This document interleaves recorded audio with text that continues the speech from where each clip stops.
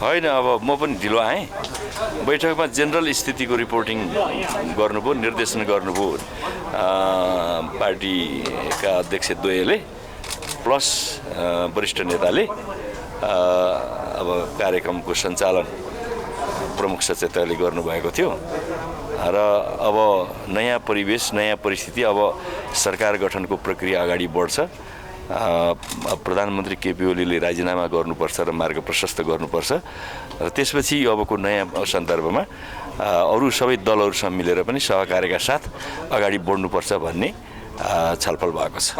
कांग्रेससँग आज बिहान छलफल भएको थियो त्यो विषयमा पनि होइन अहिले मलाई थाहा भएन म त भर्खर आएको आउँदै आएको कति लामो आयो बैठक सबै सिद्धियो क्या भन्दैन दिदी अलिकति के नेताहरू बोल्न दिनु दिदी आफै नेताहरूलाई बोल्न दिनुहुन्छ हाइ तेरिका अब के बोल्ने के भयो आज यहाँ भित्र के छलफल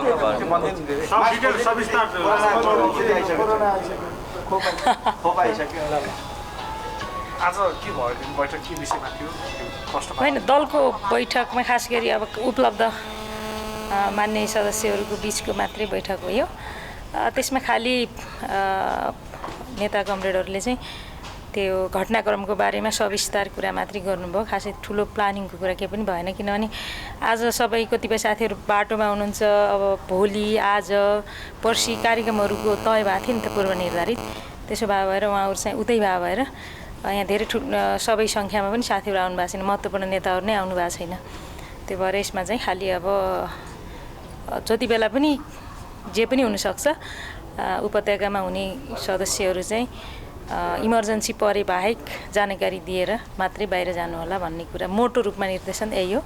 यसमा अरू बाँकी राजनीतिक घटनाक्रमको बारेमा सविस्तार कुरा गर्नुभयो विभिन्न राजनीतिक दलहरू अनि पार्टीका सदस्य समर्थक शुभचिन्तक नागरिक आन्दोलन न्यायालय अनि विद्वान कानुन व्यवसायी उहाँहरूलाई एक प्रकारको धन्यवाद यो हाम्रो सामूहिक लडाइँ थियो भन्ने सन्दर्भमा यही कुरा गर्नुभयो।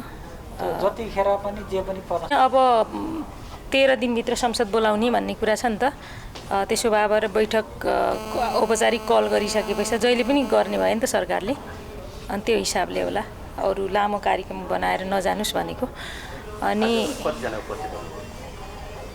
अहिले त 78 79 80 जना जस्तो देखाएको थिएँ मैले हाजिर सबैको पनि गर्नुभएको थिएन अनि एउटा कुरा जस्तो बरु के भन्नुभएको थियो नि उहाँले अब नेपाली काङ्ग्रेसलाई प्रधानमन्त्री बनाउन प्रस्ताव गरियो आदि इत्यादि भनेर जे कुरा बाहिर आएछ त्यो र्युमर हो हाम्रो राजनीतिक तहमा केही पनि कुरा भएको छैन यस्तो विषयको भन्नुभएको थियो त माधव गण बोल्नुभएको थियो शक्ति बाँडफाँडको केही कुरा केही पनि भएको छैन भन्नुभएको थियो अनि अर्को यस्तो अब अल्पमतको सरकार बनाइन्छ फेरि संसद विघटन गरिन्छ भन्ने एक खालको र्युमर चलाएछ यसका प्रति हामी सचेत छौँ किनभने यो संविधान जनताको प्रतिनिधिमूलक थलो संसद जोगाउनको लागि हामी चाहिँ प्रतिबद्ध छौँ भन्ने कुरा चाहिँ गर्नुभयो नेताहरूले पनि भएन त्यो भएर त्यो त नेता उहाँहरूले नै बुझ्ने कुरा हो।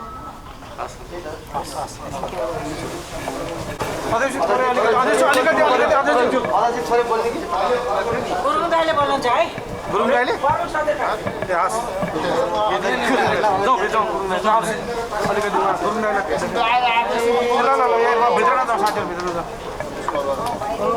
आउनु मान्यज्यू बधाई छ फेरि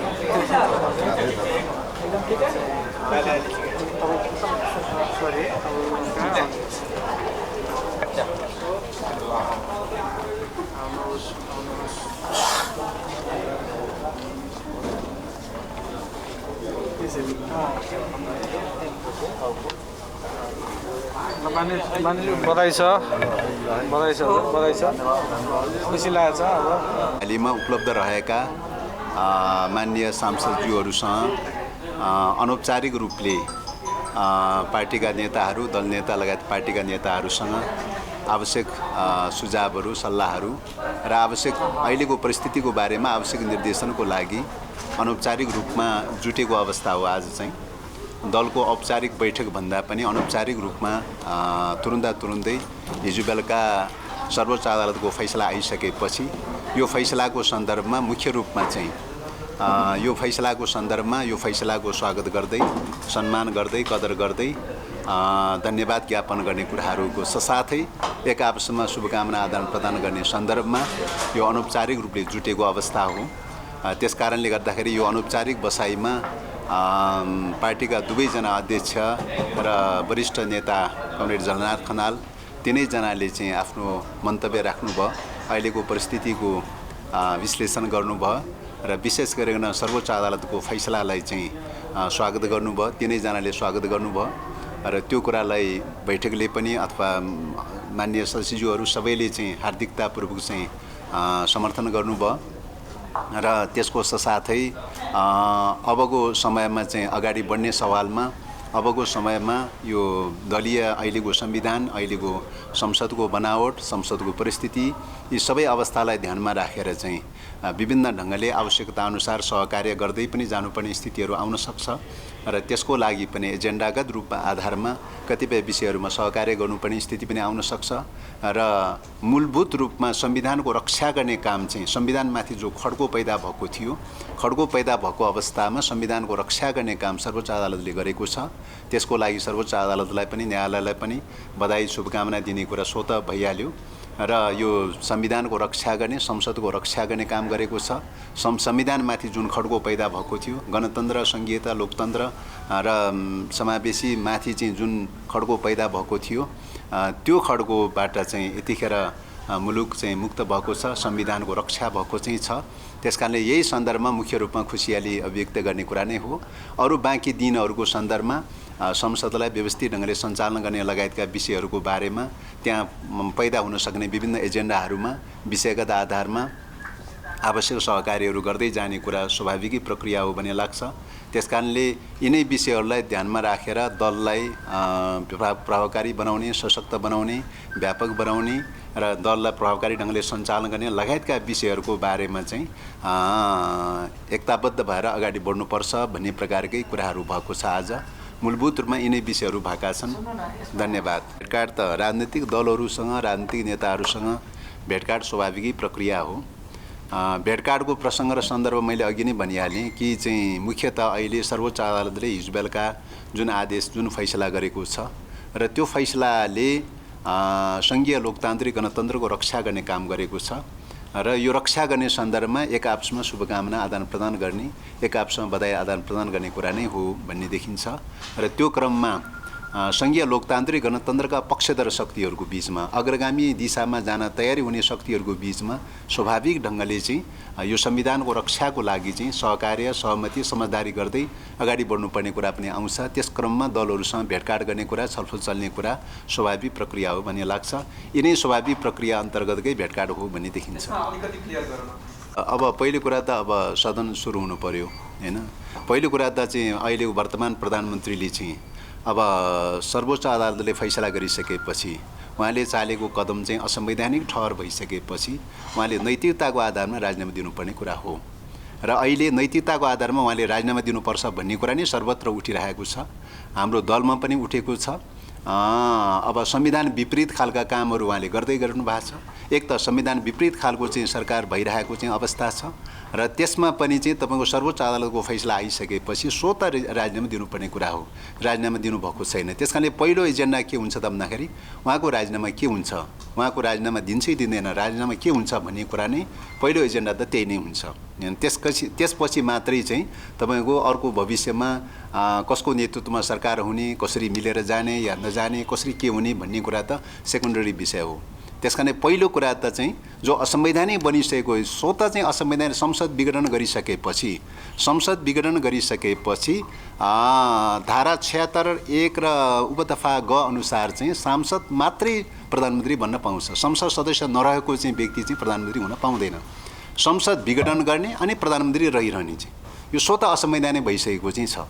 अब त्यस्तो असंवैधानिक भइसकेको सरकारको बारेमा यद्यपि सर्वोच्च अदालतले सरकारको बारेमा चाहिँ त मतलब क्वेसन उठाएको छैन अथवा चाहिँ त्यति धेरै व्याख्या गरेको छैन किन त भन्दाखेरि सरकारको बारेमा चाहिँ सायद माग दाबी चाहिँ मतलब त्यस्तो थिएन। सरकारले गरेको चाहिँ संसद विघटनको बारेमा मात्रै चाहिँ प्रायः सबै निवेदकहरूको त्यही विषयमा मात्रै थियो।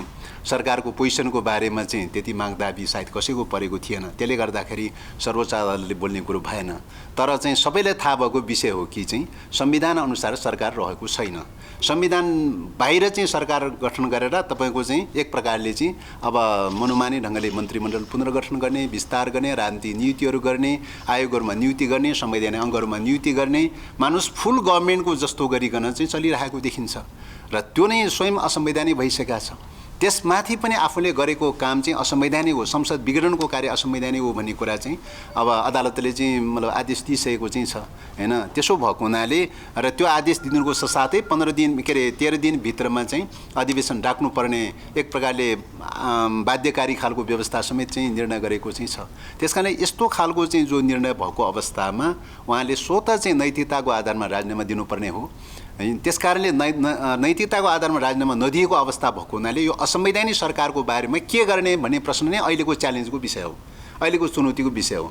जबकि संविधानको रक्षा गर्नुपर्ने सरकार हुने, सरकारले रक्षा गर्नुपर्ने, सरकार नै स्वयं असंवैधानिक मात्रै होइन कि संविधानलाई भक्षक बनाउनका लागि अथवा संविधानलाई नै भक्षण गर्नका लागि चाहिँ लागिरहेको अवस्था चाहिँ छ। त्यसमा कुनै पनि रियलाइजेसन छैन, आत्मसातीकरण छैन चाहिँ। त्यस कारणले गर्दा आत्मसातीकरण यो संविधानप्रतिको शपथ ग्रहण गर्ने, संविधानप्रति शपथ ग्रहण गर्ने बेलामा चाहिँ जुन प्रतिबद्धता जाहेर गरेको थियो, व्यवहारमा पनि सरकार सञ्चालनको सम्बन्धमा सरकार कार्यपालिका त संविधान रक्षाको चाहिँ मेजर अङ्ग हो नि चाहिँ। तर अब जो चाहिँ राज्यको नेतृत्व गरिरहेको छ उसैले चाहिँ तपाईँको संविधान उल्लङ्घन गर्ने, संविधान भत्काउँदै लैजाने, संविधान विपरीत कार्यहरू गर्दै जाने खालको जो प्रवृत्ति देखिरहेको छ, यो चाहिँ अझै पनि यो च्यालेन्जको विषय हो। त्यसो भएको हुनाले सर्वोच्च अदालतले एउटा आदेश चाहिँ एउटा विघटन गरेको फैसलाको बारेमा चाहिँ सच्यायो हैन, सर्वोच्च अदालतले सच्यायो।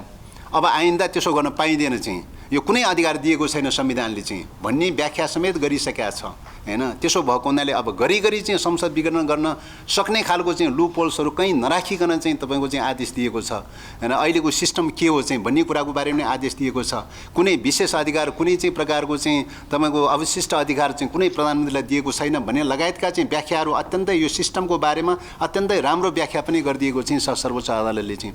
त्यसले गर्दाखेरि आगामी दिनहरूमा यो सिस्टमको रक्षा गर्ने सवालमा प्रधानमन्त्रीले त्यति मनोमानी ढङ्गले गर्न पाउँदैन भन्ने कुराको चाहिँ एउटा सर्वोच्च अदालतले राम्रो व्याख्या गरिदिएको चाहिँ छ। नजिर भएको हुनाले यही सरकारको पोजिसनकै बारेमा अहिलेको चुनौती र च्यालेन्जको विषय हो। अहिले दलहरूको बिचमा छलफल गर्नुपर्ने, बहस गर्नुपर्ने, असंवैधानिक सरकारको बारेमा कसरी चाहिँ तपाईँको चाहिँ संवैधानिक ट्र्याकमा लिएर आउने हैन, संवैधानिक सरकारलाई परिवर्तन गरेर संवैधानिक ट्र्याकमा कसरी लिएर आउने भन्ने कुरा चाहिँ अझै पनि चुनौतीको रूपमा रहेको छ। यसको प्रस्ताव त यो के अरे अविश्वासको बारेमा त अलरेडी पुस 5 गते चाहिँ अविश्वासको प्रस्ताव दर्ता भइरहेकै छ। त्यस कारणले गर्दाखेरि त्यो प्रस्ताव जीवित रूपमै यथावत रूपमा रहेको चाहिँ छ। अब सदन सुरु भइसकेपछि दलहरूको बिचमा आपसी सहमतिको आधारमा, समझदारीको आधारमा त्यो प्रक्रिया चाहिँ अगाडि बढ्ने कुरा हो भन्ने लाग्छ। पहिलो कुरा त्यो। दोस्रो कुरा अब त्यसको चाहिँ फेस गर्छु भनेर चाहिँ जो प्रधानमन्त्रीज्यूले भन्नुभएको छ हैन, हुनसक्छ उहाँ फेस गर्न सक्नु होला चाहिँ। तर तपाईँको आफूले गरेको कार्य असंवैधानिक भनेर ठहर भइसकेपछि सर्वोच्च अदालतले न्यायपालिकाले फैसला गरिसकेपछि त्यो आधारमा संसद सिद्ध्याउने प्रवृत्ति चाहिँ संसद सिद्ध्याउन खोज्ने, संविधान सिद्ध्याउन खोज्ने त्यही संविधानमा टिकेर संसदमा आइपुगेको छ। त्यही संसदले यो सरकार जन्माएको छ। जुन संसदले सरकार जन्माएको छ त्यही संसदलाई सिद्ध्याउन खोज्ने चाहिँ मातृहत्या गर्ने खालको प्रवृत्ति भनेर भनिन्छ गाउँघरतिर। र त्यस्तो प्रकारको प्रवृत्तिले चाहिँ हैन संसदमा गएर कुन नाकले, कुन हैसियतले चाहिँ तपाईँको फेस गर्ने हैन, कुन हैसियतले चाहिँ उहाँले समर्थन गरिदियो भनेर भोट माग्ने, यो त चुनौतीको विषय त छ त। त्यस कारणले गर्दाखेरि यो सन्दर्भमा हाम्रो के अरे सल्लाह के हो, सुझाव के हो त भन्दा हाम्रो माग के हो त भन्दाखेरि चाहिँ यदि थोरै मात्रै पनि नैतिकता बाँकी छ, थोरै मात्रै पनि संविधानलाई फलो गर्नुपर्छ, सर्वोच्चको आदेशलाई फलो गर्नुपर्छ भन्ने मान्यतालाई चाहिँ मान्ने हो भने उहाँले अविलम्ब राजीनामा दिनुपर्छ हैन। संसदमा फेस गर्नुभयो भने फेस गर्न पनि हामी पनि तयारी छौँ हैन, फेस गर्न तयारी छौँ। पहिलो कुरा त्यो। दोस्रो कुरा चाहिँ तपाईँको अध्यादेशको बारेमा सर्वोच्च अदालतले 13 दिनभित्रमा चाहिँ संसद बोलाउने भनेर आदेश दिइसकेको छ। त्यस अवस्थामा सामान्यतः प्रधानमन्त्रीले त्यो प्रस्ताव चाहिँ राष्ट्रपतिका फरवार्ड गरेर राष्ट्रपतिले आह्वान गर्नुपर्ने हो। यो बाध्यकारी व्यवस्था गरिसकेको छ हैन। यो बाध्यकारी व्यवस्था गरिसकेको अधिवेशन आह्वान भइसकेको अवस्थामा अध्यादेश ल्याउने भन्ने कुरा हुन सक्दैन। अधिवेशन नबसेको बेलामा चाहिँ अधिवेशन नचलिरहेको बेलामा कुनै अत्यावश्यक जरुरी खालका त्यस्तो केही विषयहरू परिहाल्यो चाहिँ भने त्यो बेलामा अध्यादेश ल्याउने हो हैन। अन्यथा चाहिँ अब पहिलो कुरा त यो असंवैधानिक बनिसकेको सरकार छ हैन। दोस्रो कुरा अधिवेशनको आह्वान भइसकेको अवस्था छ। यो दुईटा कन्डिसनले गर्दाखेरि अध्यादेश ल्याउने अधिकार चाहिँ छैन भन्ने लाग्छ। त्यो अविश्वास प्रस्तावमाथि पुनर्विचार परिमार्जन अब पहिलो कुरा त यो विधिको हिसाबले त्यो अध्यादेश त्यो के अरे अविश्वास प्रस्ताव यथावतै छ। कन्टेन्टको हिसाबले सम्बन्धित पक्षहरूले कन्टेन्टमा समृद्धीकरण गर्न चाह्यो भने हैन त्यही प्रस्तावको अभिन्न अङ्गको रूपमा समृद्धीकरण गर्न चाह्यो भने त्यो जो कसैले पनि गर्न सक्छ। त्यस कारणले गर्दाखेरि चाहिँ कन्टेन्टको हिसाबले समृद्धीकरण गर्न चाह्यो, पूरक बनाउन चाह्यो भने चाहिँ अब प्रस्तावकहरूले फेरि त्यसलाई चाहिँ गर्न सक्छ। होइन चाहिँ अब चाहेन सम्बन्धित पक्षले चाहिँ तपाईँको कन्टेन्टमा चाहिँ तपाईँको अपग्रेड गर्न चाहेन भने अब त्यो खालि बोलेरै मात्रै पनि त्यो प्रसङ्ग र सन्दर्भ बोलेरै मात्रै पनि हुन सक्ला भन्ने लाग्छ। त्यो प्रस्तावकहरूले कसरी प्रस्तुत गर्छ भन्ने कुरा प्रस्तावकहरूमा निर्भर रहने विषय हो भन्ने लाग्छ। त्यसमा तपाईँहरूले प्रस्ताव गर्नु तपाईँको यो नियावलीमा यो संविधानमा तपाईँको कुनै पनि अविश्वास प्रस्ताव राख्दाखेरि कुनै पनि प्रधानमन्त्रीको विरुद्धमा अविश्वास प्रस्ताव राख्दाखेरि चाहिँ विकल्प पनि प्रस्ताव राख्नुपर्ने भन्ने व्यवस्था छ। यसको प्र्याक्टिस चाहिँ अभ्यास चाहिँ तपाईँको भइसकेका छैन हैन, भइसकेका छैन। कसरी अभ्यास गर्ने भन्ने चाहिँ चुनौती त छ। त्यसको कार्यविधिहरू त्यसको नियमहरू त्यस्तो केही बसिसकेका छैन। सायद मेरो विचारमा फर्स्ट टाइम नै हो भन्ने लाग्छ। तर नर्मली रूपले के हो त भन्दाखेरि चाहिँ यो चाहिँ अहिले चाहिँ तपाईँको प्रधानमन्त्री विकल्प प्रधानमन्त्रीको प्रस्ताव पनि गर्नुपर्ने भनेर भनेको चाहिँ अघिल्लो प्रधानमन्त्रीलाई विस्थापित गर्ने तहसम्म मात्रै चाहिँ त्यो हो भन्ने लाग्छ हैन। हो भविष्यको सम्भाव्य पनि हुनसक्छ तर भविष्यमा अर्को प्रधानमन्त्री बनाउने प्रक्रिया त फेरि छुट्टै छ त। संविधानले छुट्टै चाहिँ तपाईँको चाहिँ प्रधानमन्त्री कसरी बनाउने कसरी चयन गर्ने भन्ने कार्यविधि नियावली त प्रष्टै छ चाहिँ। त्यसो भएको हुनाले यो दुईटा चरणमै यो जान्छ भन्ने लाग्छ। पहिलो चरणमा चाहिँ अविश्वासकै बारेमा टुङ्गो लगाउने कुरामा जान्छ हैन। अविश्वासको बारेमा टुङ्गो लगाइसकेपछि त्यस पछाडिबाट प्रधानमन्त्री चयन गर्ने प्रक्रिया त एउटा प्रक्रियाबाट अगाडि बढ्छ। त्यहाँ संविधानमा जे व्यवस्था छ, नियावलीमा जे व्यवस्था छ त्यही नियावलीको व्यवस्था अनुसार नै अगाडि बढ्ने कुरा हो। संविधान र नियावलीले जे दिन्छ, जेसम्म चाहिँ गर्न दिन्छ त्यही कुरा चाहिँ दलहरूले अभ्यास गरेर अगाडि बढ्ने हो भन्ने लाग्छ। धन्यवाद। म एउटा लास्ट